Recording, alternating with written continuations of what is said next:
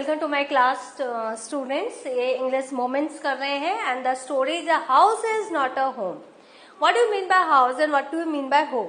जो ये मकान है, house is just like a मकान और होम मतलब घर। तो एक मकान वो घर नहीं बनता जब तक उस मकान में प्यार नहीं हो, दोस्ती नहीं हो, केयर नहीं हो फैमिली मेंबर्स के अंदर, तो तब तक ये जो मकान है वो घर नहीं बनता। और यही जो है थीम के ऊपर ये स्टोरी है और ये सच्ची घटना है।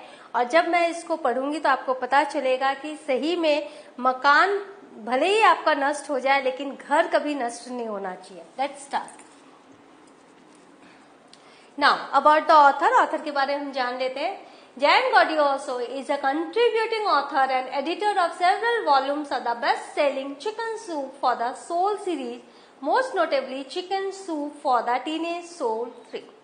तो ये जो है जैन गॉडियोसो जो है ये वो बहुत कंट्रीब्यूटिंग ऑथर है, वो लेखिका है और उन्होंने जो चिकन सूप जो बेस्ट सेलिंग एक उनकी स्टोरी है, सोल सीरीज है, chicken soup for the soul, ये पूरी सीरीज है, उसमें उन्होंने लिखा है और वो टीनेज सोल 3 है।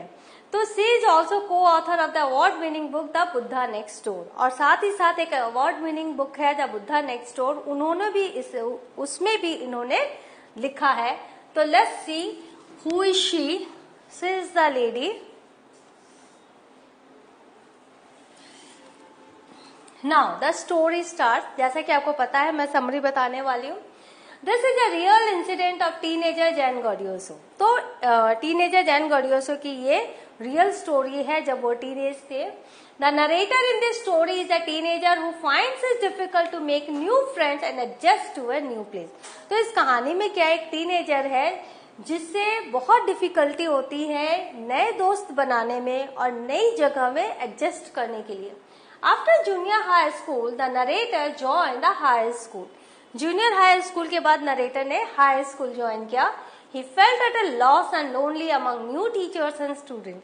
और नई स्कूल में वो नए दोस्त नहीं बना सका और वो अपने आप को हमेशा खोया सा पाता था नए टीचर्स और नए स्टूडेंट्स में। He missed his old school and old friends, और उसे अपने पुराने स्कूल पुराने दोस्त बहुत याद आते थे। वन संडे आफ्टरनून, एक Sunday afternoon, the author and his mother had a fire going in their fireplace.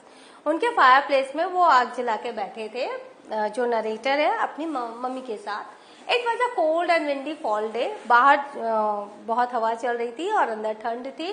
So his mother kept stoking the fire to keep the house nice and warm.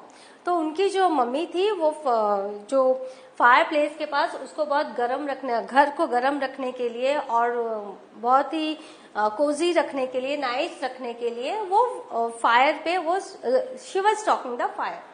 His red tabby cat was lying on top of all his papers। तो जो narrator है उसकी एक cat थी, वो cat जो red tabby cat वो उसके पेपर्स के ऊपर बैठी हुई थी। She was never far from him. तो वो जो कैट है वो पेट कैट है और कभी भी जो नरेटर है उससे कभी दूर नहीं गई थी।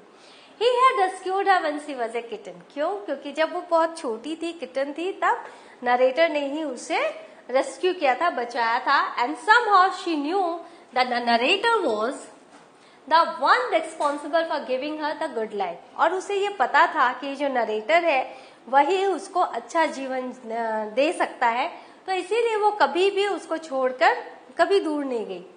Suddenly they found smoke pouring in through the seams of the ceiling। अचानक उनको ऐसा लगा कि जो सीलिंग के सीम से धुआं निकल रहा है। By the time they made their way outside, the whole roof was engulfed in flames and it was spreading quickly।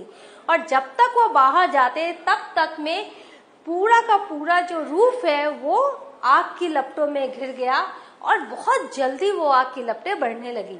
The author ran to the neighbors to call the fire department, saw his mother ran out of the house carrying a small metal box full of important documents। तो जो narrator और teenager है वो neighbours के वहां गया ताकि वो कॉल कर सके फायर डिपार्टमेंट को, और उसने क्या देखा कि उसकी जो मम्मी है वो घर के अंदर गई है और उन्होंने एक स्मॉल मेटल बॉक्स जिसमें बहुत सारे इंपॉर्टेंट डॉक्यूमेंट्स है वो लेकर आ रही हैं।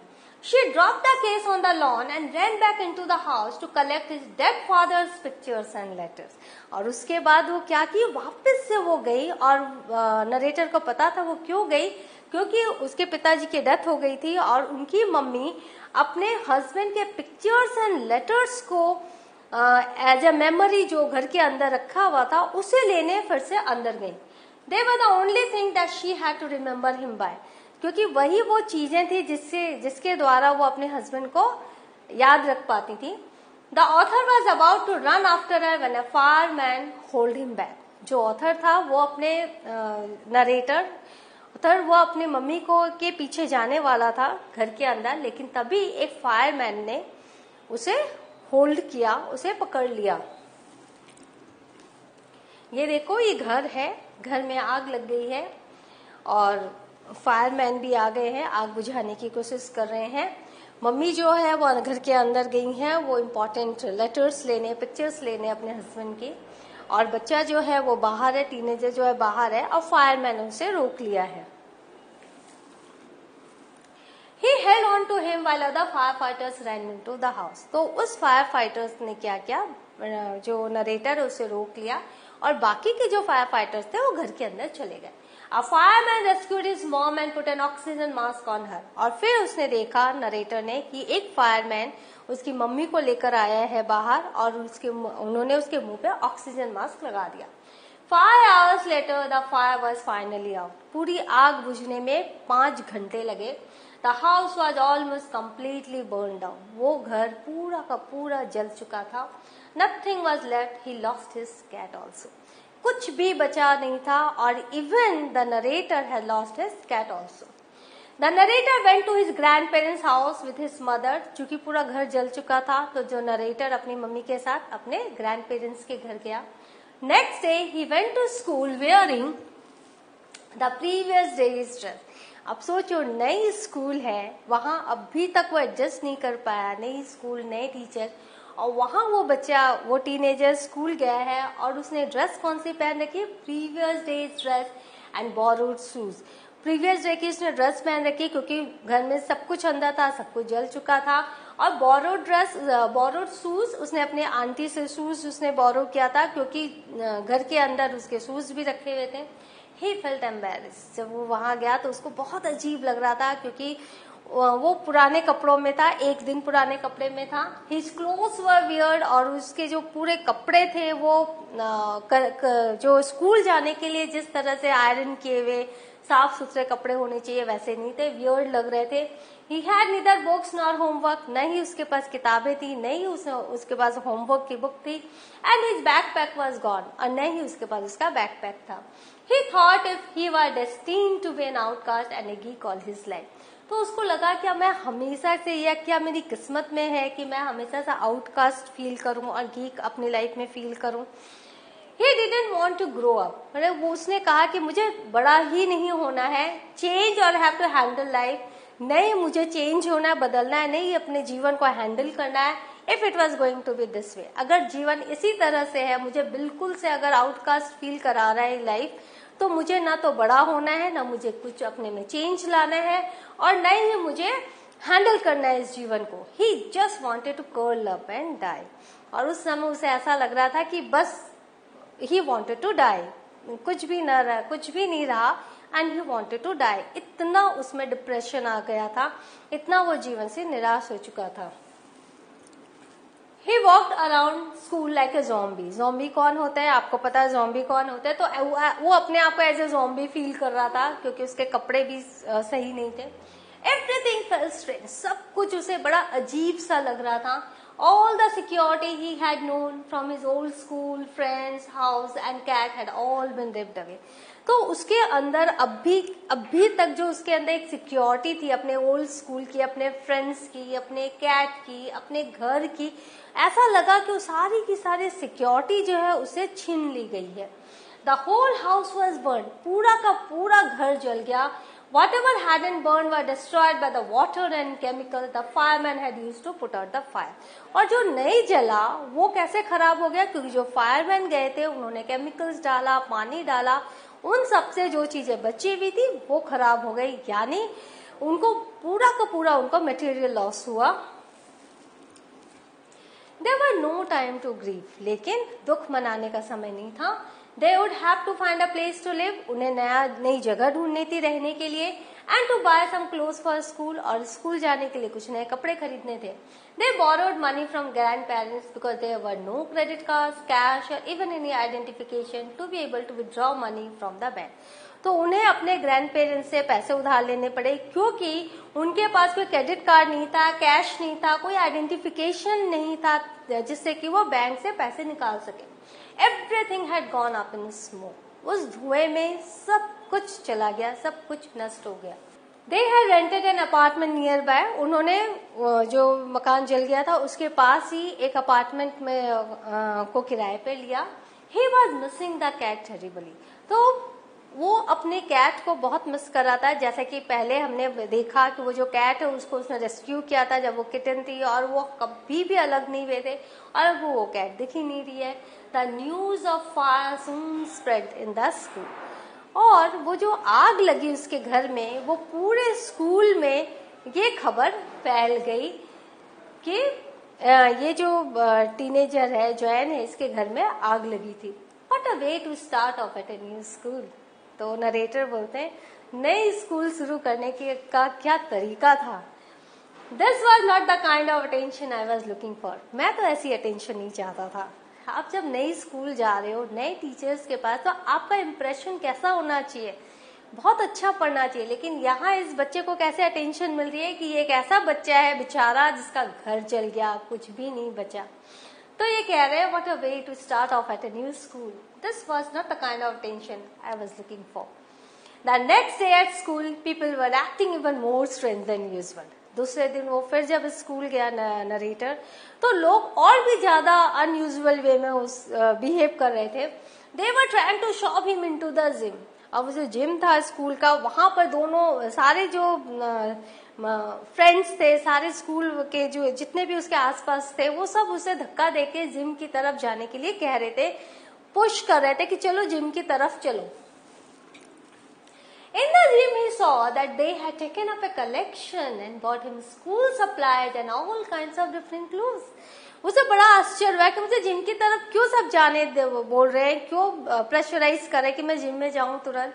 तो वहां जाकर उसने क्या देखा कि जितने भी स्कूल के स्टूडेंट्स थे उन लोगों ने मिलजुल के कलेक्शन किया है, उनके लिए अरेंजमेंट किया है, और उसको स्कूल की सप्लाई और जितने भी डिफरेंट काइंड्स ऑफ क्लोथ्स हैं वो इसके लिए वहां रखा हुआ है। इट वॉज लाइक क्रिसमस, जैसे क्रिसमस में। In the gym he saw that they had taken up a collection and bought him school supplies and all kinds of different clothes. तो जिम में जाके क्या देखते हैं ये नरेटर, व्हाट ही सॉ, इसने देखा कि काफी सारा वहाँ सामान रखा हुआ है, वहां पर स्कूल सप्लाईज रखी हुई है, different clothes, different types of clothes रखे हुए हैं, और वो सब इनके लिए। इट वॉज लाइक क्रिसमस, जैसे क्रिसमस में गिफ्ट दिए जाते हैं वैसे ही सारे स्कूल के बच्चों ने मिलकर इसकी जरूरत की सारी चीजें इकट्ठा की, और वही दिखाने के लिए बच्चे इसे जिम भेज रहे थे।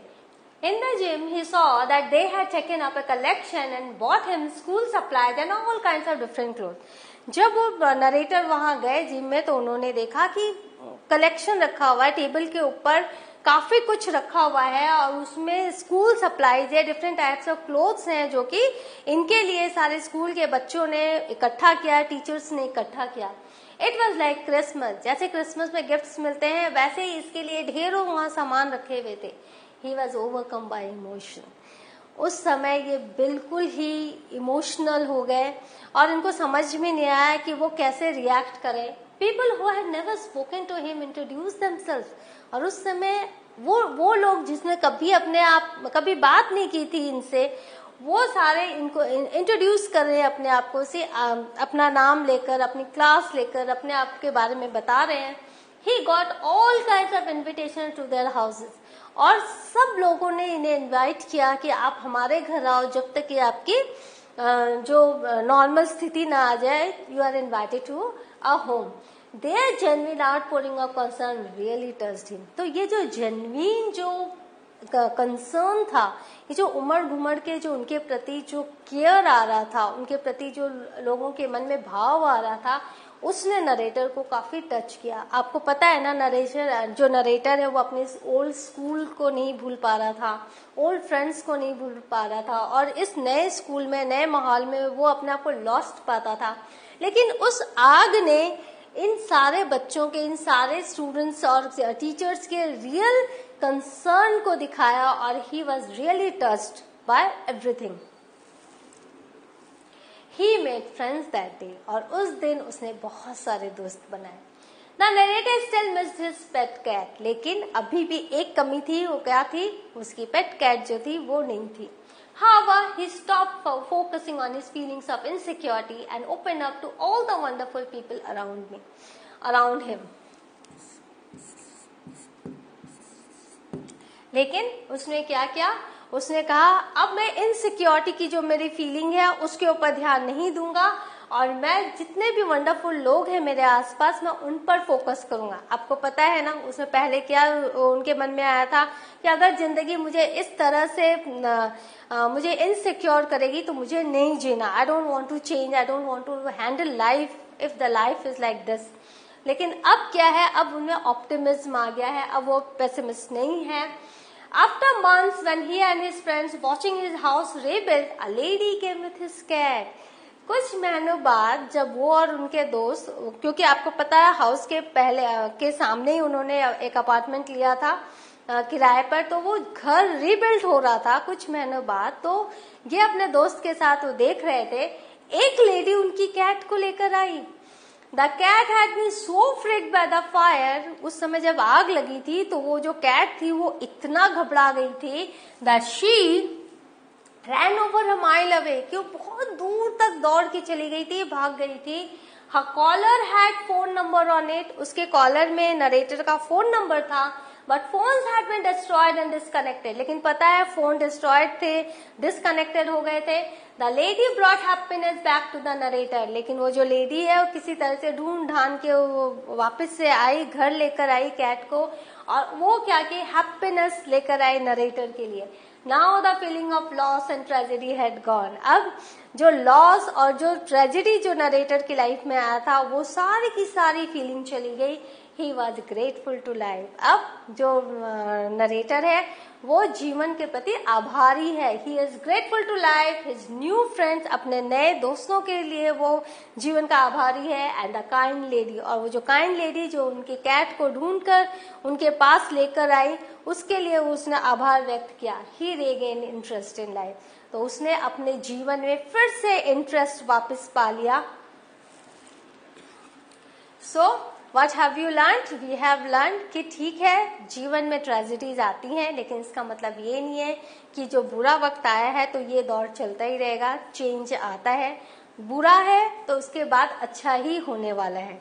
सो द स्टोरी से मकान जला था, लेकिन मकान जलते हुए उसने नरेटर को एक घर दे दिया, दोस्त दिए, नए दोस्त दिए, और उसकी पेट कैट भी आ गई। तो in the next session we will do question answer of this chapter. Till then go through the entire chapter, क्योंकि extract based आपको answers लिखने हैं। Thank you.